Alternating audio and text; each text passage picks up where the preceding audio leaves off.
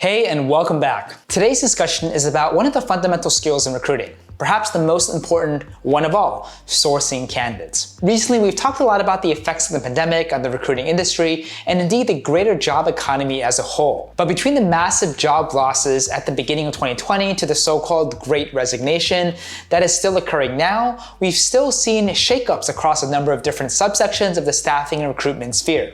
At the moment, jobs are being created, but many companies are struggling to keep employees and fill open roles. It's a great time to be a recruiter actually, because we're in significant demand. But the recruiting industry, especially in the technology industry, has also become especially competitive as companies fight for the same qualified candidates. That's why having an effective sourcing strategy and developing a steady pipeline of candidates to interview when hiring for a particular role is especially important. Luckily, technology has made it easier than ever for recruiters to locate and track potential candidates.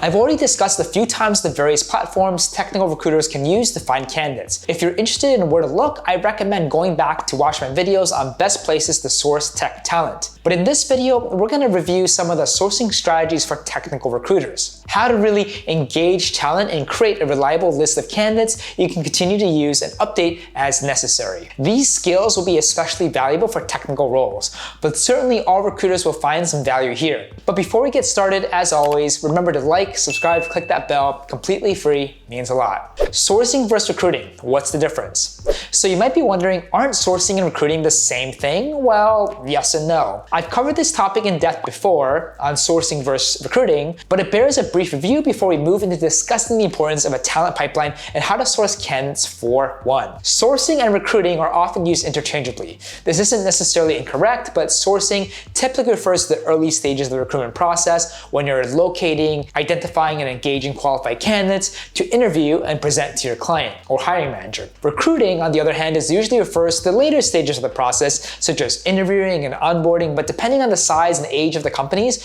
even founders, many use sourcing and recruiting interchangeably. Individual recruiters and smaller recruiting firms or agencies take on sourcing themselves, in addition to assisting with the later recruitment stages. However, bigger recruitment firms or agencies and large organizations may have entire teams dedicated to sourcing candidates to create a talent pipeline, with other teams dedicated on just recruiting and coordinating. What is a talent pipeline? You've probably heard me use the term talent pipeline plenty of times before, but it occurs to me that I've actually never properly defined the phrase. This seems like the best time to do that right now. Talent pipeline may seem self-explanatory, but there's an important distinction to make when defining it. A talent pipeline is a list of vetted, qualified candidates that are actively looking for a job and may even have an interest in a specific role itself, who have been submitted for open roles to be considered. This is different from a talent pool, which is a much broader term that refers to unvetted and potentially unqualified candidates that you have located via a variety of sources, be it submitted resumes or online job boards, among others. With those important definitions and distinctions out of the way, we can now move on to exploring some strategies for sourcing candidates. How do you actually locate and engage them? And most importantly, how to see if they're ready to be moved from the talent pool into the talent pipeline. Effective sourcing strategies for technical recruiters. So let's start at the beginning. Before you start reaching out to potential candidates, you need to know exactly who you're looking for. Research, define what you're looking for. Like with most things in life, not having a plan in place is an ineffective way of beginning the sourcing process. Before you even start to consider any candidates, you have to know who the ideal persona for the ideal candidate would be and what that would look like. I've talked plenty about the importance of researching an effective client intake call, understanding job requirements and qualifications, and really the best questions to ask. So I won't spend too much time on it here. But remember to work with your client or hiring manager to clearly and explicitly define every aspect of the job so you can begin to form a picture of what the ideal candidate looks like. In particular, their backgrounds and experience will help you narrow down your search as you look for candidates. You want to create a persona.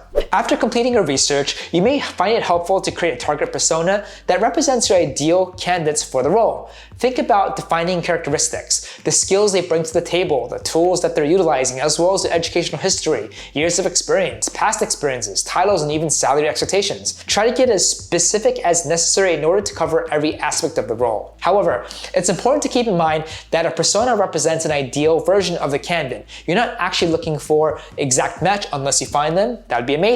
Consider other job titles and utilize BOOLEAN strings. It's an unfortunately frustrating truth that many organizations have wildly different names for identical roles. It's important to keep this in mind. There might be plenty of potential candidates you're missing because you aren't considering alternative job titles. One way to remedy this issue is to utilize Boolean strings. These are special modifiers you can incorporate into your searches to get more specific results. The wildcard or asterisk modifier tells the search engine to include variants and synonyms of a keyword or phrase, which can be helpful in locating alternate job titles. For more about Boolean strings, I suggest checking out my previous video on how to use Boolean strings for sourcing candidates. Start your search internally. When beginning your talent search, it's important to remember that both you and your client company likely already have a database of potential candidates already built up from previous searches. Instead of going right to the internet and other platforms to find new candidates, remember to check your applicant tracking system, otherwise known as ATS, or any candidate relationship management platform or CRM. It's honestly a great initial source of candidates who may still be actively searching or interested